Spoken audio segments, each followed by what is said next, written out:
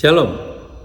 Saat ini kita berjumpa di dalam renungan Youth for Christ, Senin 24 Februari 2025. Renungan saat ini diberikan tema debat kusir.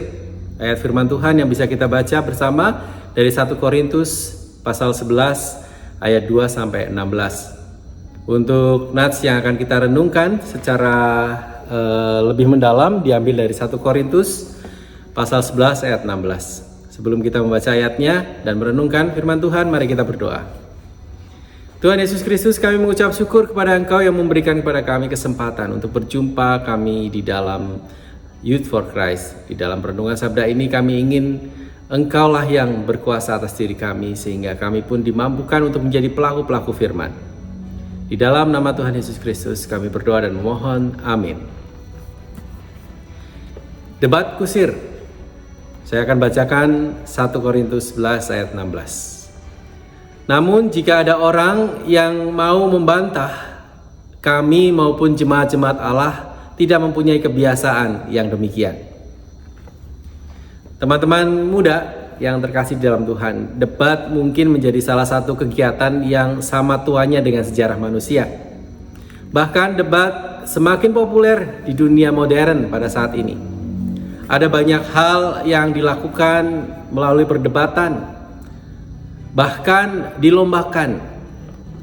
Namun ada satu debat yang sedapat mungkin dihindari. Apa itu? Debat kusir. Debat kusir adalah debat yang tidak ada gunanya. Salah satu tantangan yang dihadapi masyarakat kota besar adalah gaya hidup. Demikian juga di Korintus. Jemaat di Korintus tak bebas dari sergapan gaya hidup yang ada pada saat itu. Yang menjadi persoalan adalah dan harus diwaspadai adalah ketika gaya hidup itu mempengaruhi perilaku. Perilaku apa? Perilaku ibadah. Paulus memperingatkan jemaat terkait dengan gaya hidup yang juga masuk dalam kehidupan mereka, yaitu mengenai rambut. Nah, kebetulan ini rambut saya seperti ini. Ada laki-laki yang membiarkan rambutnya panjang, dan ada perempuan yang tidak memakai tudung saat berdoa. Ibadah bagi Paulus bukan sekedar ritual biasa yang dapat dilakukan begitu saja. Ibadah harus dilakukan dengan sungguh-sungguh, dengan memperhatikan setiap aspek termasuk penampilan. Mengenai hal ini Paulus bersikap tegas dan keras tanpa perdebatan, apalagi debat kusir, sebab ia ingin agar ibadah umat dapat berlangsung dengan baik dan benar. Ibadah harus dilakukan dengan patut, bukan sekedar menurut suka atau tidak suka. Yuk, teman-teman muda semua, berbeda pendapat itu baik. Dan berbeda pendapat itu sesuatu yang harus dipertajam gitu kan. Tetapi perlu disampaikan dengan cara yang baik. Bukan sekedar berbantahan, apalagi debat kusir. Biasakan untuk menyampaikan pendapat kita dengan sopan, disertai argumen yang kokoh, bukan sekedar suka atau tidak suka, apalagi dalam hal ibadah. Hal utama dalam setiap ibadah adalah kepatutan. Ini yang harus selalu diingat dan dilakukan.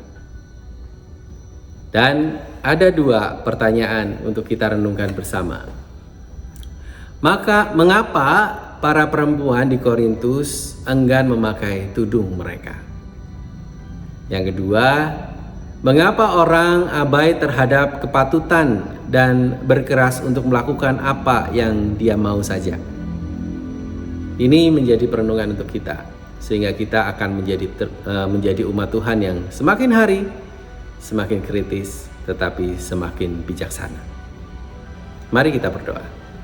Tuhan, terima kasih karena Engkau telah mengajarkan kepada kami melalui jemaat di Korintus untuk bisa hidup dengan bijaksana, melihat sesuatu dengan baik, dengan kritis, tetapi juga dengan hal-hal yang mendasar. Kami tidak terjebak di dalam perdebatan yang remeh-temeh, yang sepele, debat kusir yang tiada ujungnya. Kiranya Tuhan yang akan terus tolong kami, memampukan kami untuk menjadi manusia-manusia muda yang bijaksana dari saat ini sampai selama-lamanya. Di dalam tangan-Mu kami serahkan hidup kami. Amin. Tuhan memberkati.